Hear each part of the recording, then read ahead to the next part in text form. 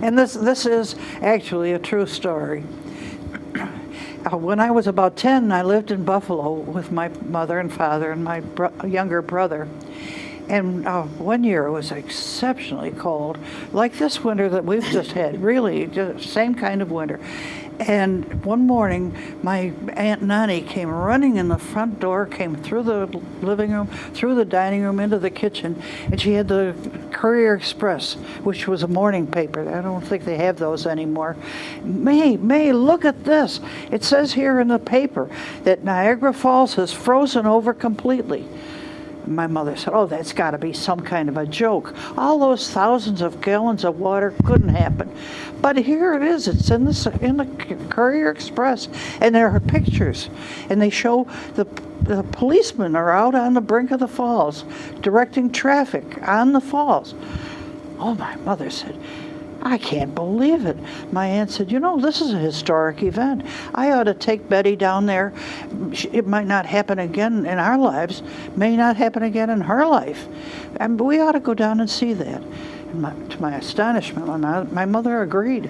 And so we went up to Main Street and got the high speed. Now the high speed was a little 2-car train that in the city ran right down the trolley tracks, right through the middle of the street.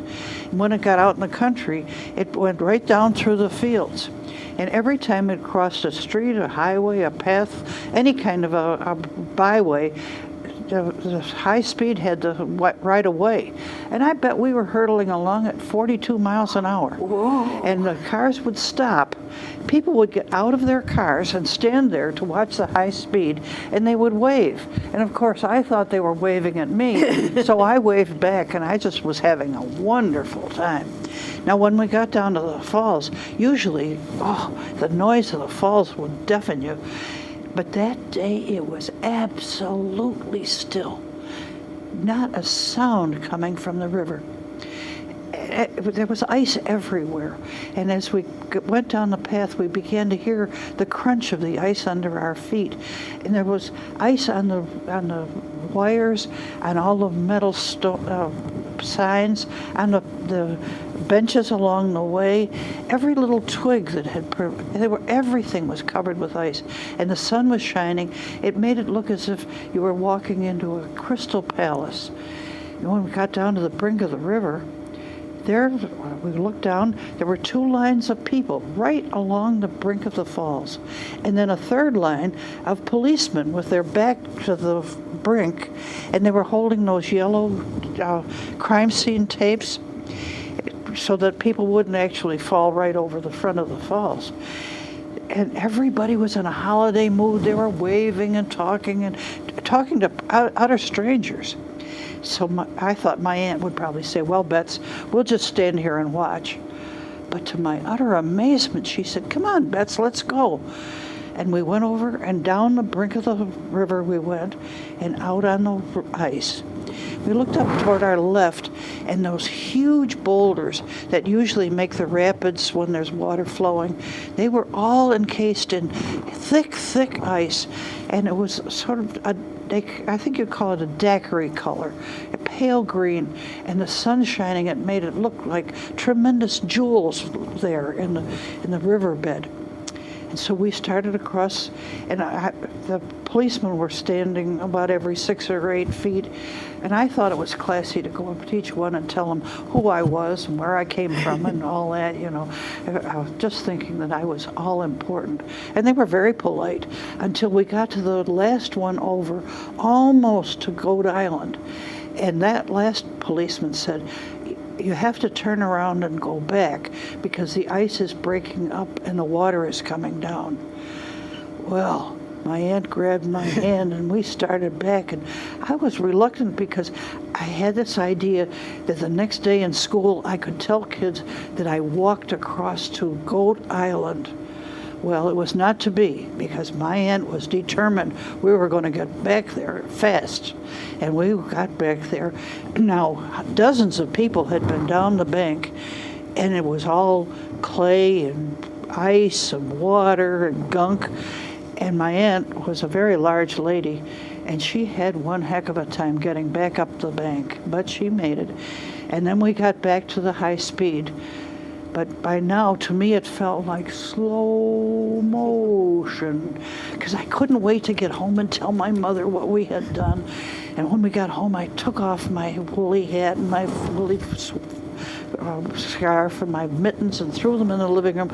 Mother, guess what we did? My mother wasn't happy. She was furious. She chased my aunt into the dining room, and she chased her around and around the dining room table. My mother was about as big as my aunt. She'd never admit it. And around they went, and my mother chased my aunt right out into the street. She didn't come back for 3 months. Well, I thought, parents don't know everything. Now, tomorrow in school, we're going to have show and tell. And will I have a story to tell? So I got to school early, and I had my hand all ready to go as soon as the teacher said show and tell. But then, of course, she had to get in all the late library books, and she had to get in the excuse for absence. She had to read what was going to be fed in the cafeteria. Well, she never get to, when is show and tell? Finally, she said, and now we're going to have show and tell. But before we do, I want you children to see what's in this morning's paper, in the Courier Express.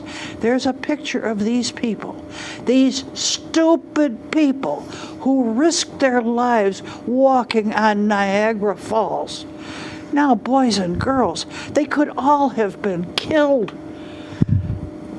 I thought, oh, dear God, please don't let anybody recognize me. Don't let them see. I promise I won't hit my brother ever again. Please don't let anybody recognize me. And mercifully, they didn't. And I didn't tell the story for 60 years. I was so ashamed of having done such a stupid thing. But then I was at a conference where you had to get up and tell something dumb that you did. And I couldn't think of anything dumber than I had done. And so I told that. And as I was telling it, I thought, it wasn't the smartest thing I ever did. But on the other hand, there was something noble about it. It's history. And I was there. And now I tell it with some degree of pride. You daredevil, you. Oh, yes. Well, I was telling it about, a couple of years ago, and a lady came up to me afterwards, and she said, oh, I wish I heard that story 3 years ago. And I said, really? Why?